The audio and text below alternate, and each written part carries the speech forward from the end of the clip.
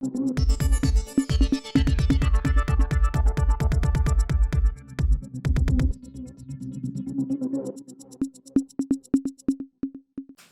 இது news focus Tamil.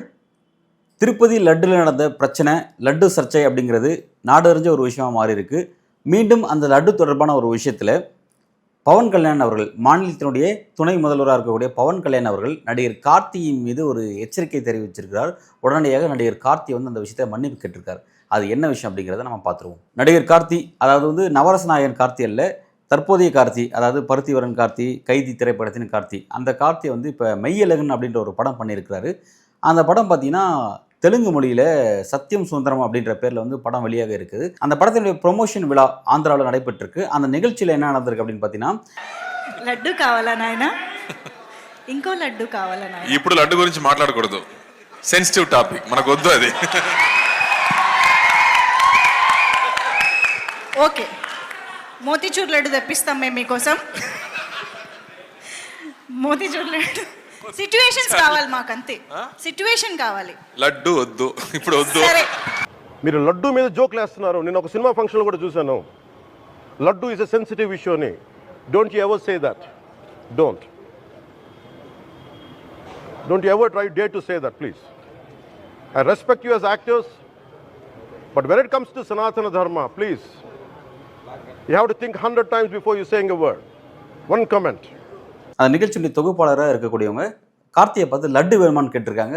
Laddu வேண்டாம், லட்டு ஒரு சென்சிட்டிவான ஒரு விஷயமா மாறிடுச்சு, அதை பற்றி இங்கே பேச வேண்டாம், லட்டு எனக்கு வேண்டாம் அப்படின்ற மாதிரி தன்னோட கருத்தை சொல்லியிருக்காரு. இந்த விஷயத்தை பற்றி மாநிலத்தினுடைய துணை முதல்வராக இருக்கக்கூடிய திரு பவன் கல்யாண் அவர்கள்ட்ட அங்கே இருக்கக்கூடிய பத்திரிகையாளர் ஒரு கேள்வி கேட்டிருக்காங்க. அதுக்கு அவர் என்ன பதில் சொல்லியிருக்காருன்னு பார்த்தீங்கன்னா, லட்டு சென்சிட்டிவான விஷயம் நீங்கள் சொல்கிறீங்க, எப்படி இந்த மாதிரிலாம் நீங்கள் சொல்கிறீங்க, இந்த மாதிரி சொல்கிறதுக்குலாம் உங்களுக்கு தைரியம் எப்படி வந்துச்சு, இப்படியெல்லாம் சொல்லிடாதீங்க.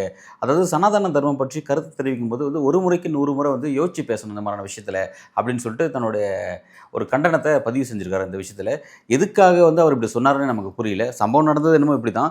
லட்டை பற்றி அந்த ஆங்கர் கேட்குறாங்க, லட்டு எனக்கு வேண்டான்னு அவர் சொல்கிறாரு. அது சென்சிட்டிவான விஷயம், அதை தொட வேண்டாம்னு சொல்லி அவர் சொல்கிறாரு. சொன்னதுக்காக இவர் மாநில துணை முதல்வராக இருக்கக்கூடிய திரு பவன் கல்யாண் அவர்கள் எதற்காக கார்த்தியை கண்டிக்கணும் அப்படின்ற ஒரு ஆச்சரியமான கேள்வி இங்கே நமக்கு எழுது. அது மட்டும் சொன்னது இல்லாமல் சனாதன தர்மத்தோடு இதை தொடர்புபடுத்தி தன்னோட கருத்தை சொல்லியிருக்கிறாரு. எதுக்கு சனாதன தர்மத்தோடு தன்னை தொடர்புபடுத்தி எதுக்கு அவர் பாஜகவோட தன்னை அவர் ஐக்கியப்படுத்துறாரு, இப்போ பாஜகவோட நெருக்கம் ஏன் கட்டாருங்கிறது நம்மளால் இங்கே புரிஞ்சிக்க முடியல. ஏன்னா பார்த்தீங்கன்னா சனாதன தர்மம் அப்படிங்கிறது இந்தியா முழுவதும் அதுக்கு பல்வேறு மாநிலங்கள் பல்வேறு விளக்கம் இருந்தாலும் தமிழ்நாட்டு அளவில் அதோட விளக்கம் என்னங்கிறத நம்ம நல்லா பார்த்துருப்போம். சரி, இப்போ நம்ம அந்த விளக்கத்துக்குள்ளே போகிறதில்ல. ஆனால் இந்த விஷயத்தை எதுக்கு சனாதன தர்மத்தோட தொடர்பு கொண்டு திரு பவன் கல்யாண் அவர்கள் கார்த்திக்கு கண்டனம் தெரிவித்தார் அப்படிங்கிறது தெரியல. கார்த்தி ஏன் இதுக்கு மன்னிப்பு கேட்கணும் அப்படிங்கிறது தெரியல. பொதுத்தளத்துக்கு இது வரும்போது நமக்கு பல கேள்விகள் இதில் வருது. அடிப்படையில் பார்த்தீங்கன்னா மாநில துணை முதல்வராக இருக்கக்கூடிய திரு பவன் கல்யாண் அவர்கள் எப்படி அந்த இடத்துக்கு வந்தாருன்னு பார்த்தீங்கன்னா, அவர் ஜெகன்மோகன் ரெட்டிக்கு எதிராக சந்திரபாபு நாயுடுவோட கூட்டணி அமைச்சார். மாநிலத்தில் கூட்டணி அமைச்சு ஒரு பெரிய வெற்றி பெற்று 20க்கும் மேற்பட்ட எம்எல்ஏ தொகுதியை கைப்பற்றினார். அதன் காரணமாக சந்திரபாபு நாயுடு அவர்கள் எங்கே இவர் தனக்கு எதிராக அரசியல் செஞ்சிடக்கூடாது அப்படிங்கிறதுக்காக துணை முதல்வர்ன்றது கொடுத்து கேபினட் அளவில் ஒரு போஸ்ட் ஒன்று கொடுத்து அவர் தங்களோட தக்க வச்சு ஒரு அரசியல் ஸ்ட்ராட்டஜி எடுத்துறாரு அப்படிங்கிறத கவனிக்கிறோம். ஆனால் இப்பொழுது எதற்காக திரு பவன் கல்யாண் அவர்கள் இந்த ஸ்டாண்டில், அதாவது சனாதன தர்மத்தை பற்றி பேசும்போது ஒரு முறைக்கு 100 முறை யோசிச்சு பேசணும்னு சொல்லி எதுக்கு இது சனாதன தர்மத்தோட முடிச்சு போட்டிருக்காரு அப்படிங்கிறது தெரியல. சனாதன தர்மத்தோட முடிச்சு போட்டதுக்கு காரணமாக சனாதன தர்மத்துக்காக அரசியல் செய்யக்கூடிய, சனாதன தர்மத்தை யாராவது டச் பண்ணி பேசிட்டா உடனே கொந்தளிக்கக்கூடிய பாஜகவோட பாலிடிக்ஸ் அதுவாக இருக்குது அப்படின்னு பார்க்குறோம். அப்போ அப்படி இருக்கும்போது பாஜகவோட பாலிடிக்ஸோட இந்த விஷயத்தில் எதுக்காக இவர் ஒரு நெருக்கம் கட்டுறாரு அப்படிங்கிறது நம்ம புரிஞ்சிக்க முடியல. ஏற்கனவே பார்த்தீங்கன்னா அந்த லட்டோட சர்ச்சைங்கிறது என்னன்னா, அங்கே விலங்குகளோட கொழுப்பு கலக்கப்பட்டிருக்கு, அதில் நெய்க்கு பதிலாக அதை பயன்படுத்தியிருக்காங்க, நெய்யில் அதை கலந்து பயன்படுத்தியிருக்காங்க அப்படிங்கிற மாதிரியான சில விமர்சனங்கள் முன்வைக்கப்பட்டுச்சு. இப்போ இந்த விஷயத்தை பொறுத்த வரைக்கும் பார்த்தீங்கன்னா மாநிலத்தினுடைய துணை முதல்வராக இருக்கக்கூடியவர் இதில் என்ன ஸ்டாண்ட் எடுத்துருக்கணும் அப்படின்னு பார்த்தீங்கன்னா, இந்த குற்றச்சாட்டை வச்சது யாருன்னா மாநிலத்தினுடைய முதல்வர் சந்திரபாபு நாயுடு வச்சிருக்காரு. யார் மீது? ஒய்எஸ்ஆர் காங்கிரஸ் தலைவர் ஜெகன்மோகன் மீது, முன்னாள் முதல்வர் மீது குற்றச்சாட்டை வச்சிருக்காரு. அப்படி இருக்கும்போது இந்த விஷயத்தினுடைய உண்மை பொருளை கண்டறிவதற்காக பல ஆய்வு முடிவுகளை மேற்கொண்டிருக்கணும். ஆய்வு முடிவுகளுடைய அடிப்படையில் இவர் தன்னோட கருத்தை தெரிவிச்சிருக்கணும். அவர் அதை எதையும் செய்யாமல் ஒரு 11 நாள் நான் விரதம் மேற்கொள்ள போகிறேன், இந்த விஷயத்துக்காக இந்த தூய்மைப்படுத்தணும், இதுக்கான பரிகாரம், ஒரு பிராச்சித்தம் அப்படின்ற மாதிரி சில விஷயங்கள் சொல்லி அவர் எதுக்காக இப்படி ஒரு ஸ்டண்ட் அடிச்சிருக்காருன்னு தெரியல. மாநிலத்தில் ஏகப்பட்ட பிரச்சனை இருக்குது. அண்மையில் பெய்த மழையின் காரணமாக, கடுமையான வெள்ளம் மழையின் காரணமாக ஆந்திரா வரலாறு காணாத ஒரு இயற்கை பேரிடரை எதிர்கொண்டிருக்கு. அதனுடைய பிரச்சனை என்னன்றதை சமீபத்தில் நம்ம பார்த்துட்டு இருப்போம். அந்த பிரச்சனைக்கு ஒன்றிய அரசு இது வரைக்கும் ₹1 கூட கிள்ளி போடல அப்படிங்கிறத கவனிச்சிருப்போம். இத்தனைக்கும் பார்த்தீங்கன்னா அவங்க கூட்டணியில் லோக்சபாலையும் கூட்டணியில் இருக்காங்க, மாநில சட்டமன்றத்திலையும் பாஜக கூட்டணியில் இருக்கக்கூடிய டிடிபி, ஜனசேனா பார்ட்டி, பாஜகன்னு சொல்லி கூட்டணி அமைச்சு ஒன்றியத்திலையும் மாநிலத்திலையும் ஆட்சியில் இருக்கக்கூடிய பார்ட்டி ஒன்றியத்தில் இருக்கக்கூடிய ஆட்சி மோடி தலைமையான பாஜக ஆட்சி இந்த பேரிடர் காரணமாக எந்த விதமான ஃபண்டு ரிலீஸ் பண்ணாமல் இருக்காங்க.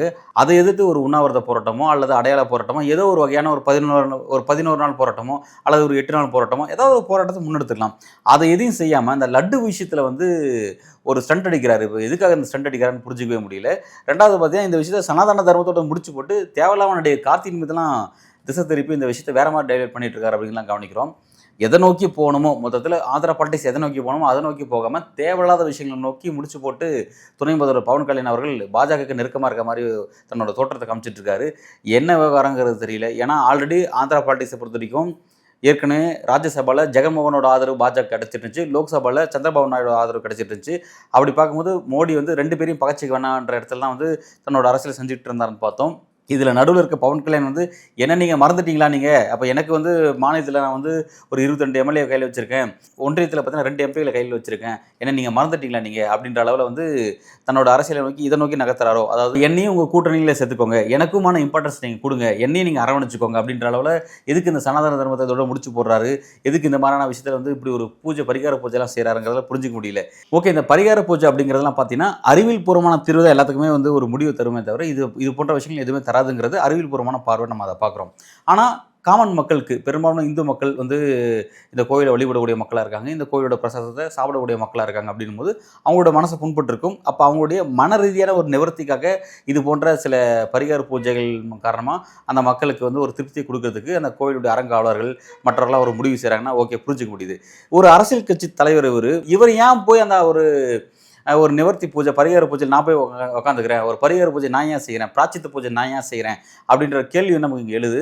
இவர் வந்து செய்ய வேண்டியது எவ்வளோ விஷயங்கள் இருக்குது. இந்த விஷயத்தை உண்மையிலே தப்பு பண்ணது ஜெகன்மோகன் ரெட்டின்றது நாளைக்கு உறுதியாச்சுன்னா, பல கட்ட ஆய்வு முடிவுகளுக்கு பிறகு அவர் தப்பு பண்ணாருன்றது உறுதியாச்சு அப்படின்னா, இது போன்ற பரிகார பூஜையை செஞ்சுக்கிட்டு தன்னோட அரசியல் எதிர்காலம் இங்கே இருக்கக்கூடிய பெரும்பான்மை இந்து மக்களால் தன்னுடைய அரசியல் எதிர்காலம் பாதிக்கப்படக்கூடாதுன்னு நினச்சா அவர் வந்து ஸ்டண்ட் அடிக்கணும். தேவையில்லாமல் இவர் எதுக்கு இது அடிக்கிறாருங்கிறது நம்மளால் புரிஞ்சிக்க முடியல.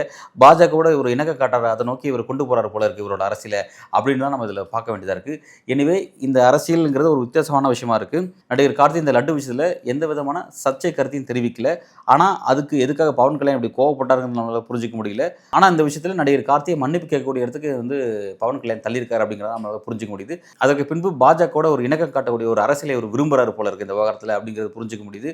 கடந்த காலத்தில் ஆந்திரா அரசியல் அப்படிங்கிறது அது ஒரு மாநில அளவிலான அரசியல் அப்படின்ற அளவில் நம்ம பார்த்துருப்போம். ஆனால் 2024 தேர்தல் முடிவுக்கு பிறகு, மக்களவைத் தேர்தல் முடிவுக்கு பிறகு ஒன்றியத்தில் பெரும்பான்மை இழந்து மோடி 3வது முறை ஆட்சி அமைக்கும் போது அவருக்கு அவருடைய நாற்காலிக்கு ஒரு பக்கபலமாக ஆந்திரா அரசியல் இருக்குது அப்படிங்கிறதுனால ஆந்திராவில் நடக்கக்கூடிய எல்லா அரசியலையுமே நம்ம ஒன்றிய அரசோட லிங்க் பண்ணி பார்க்க வேண்டிய ஒரு பொலிட்டிக்கல் பார்வையை தான் நமக்கு அந்த எலெக்ஷன் ரிசல்ட் கொடுத்துருக்கு. அப்படின்னும் போது ஏற்கனவே லோக்சபாவிலிருந்து பவன் கல்யாண் 2 எம்பிக்களை மோடிக்கு ஷேர் பண்ணுறாரு அப்படின்னு பார்க்குறோம்.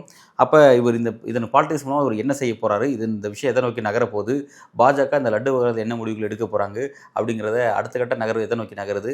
ஒருவேளை ஜெகன்மோகன் ரெட்டி அவர்களை ஒரு கிறிஸ்துவ சமூகத்தை சேர்ந்தவர் அப்படின்ற ஒரு நெரட்டிவை அவர் மீது கூத்துறதுக்காக சந்திரபாபு நாயுடு ஒரு அரசியல் செஞ்சுட்ருக்காரு அப்படிங்கிறத நம்ம பார்த்துட்ருக்கோம். அந்த விஷயத்தில் பாஜக நிலைப்பாடு எதுவாக இருக்க போது, மோடி இந்த விவகாரத்தில் தன்னோட ஸ்டாண்டை என்ன, யாருக்கு ஆதரவாக நிற்க போகிறாரு, என்ன செய்ய போகிறாரு, அவர் இந்த விஷயத்தில் உள்ள தலையிட போகிறாரா அல்லது இது ஒரு ஆந்திராவோட அரசியலை மட்டுமே சுருக்கி அதோட முடிச்சிடலாம் அப்படின்ற இடத்துக்கு நகர்றாரா அப்படிங்கிறதெல்லாம் வரக்கூடிய காலகட்டத்தில் நம்ம பொறுத்திருந்து பார்ப்போம். மிக்க நன்றி.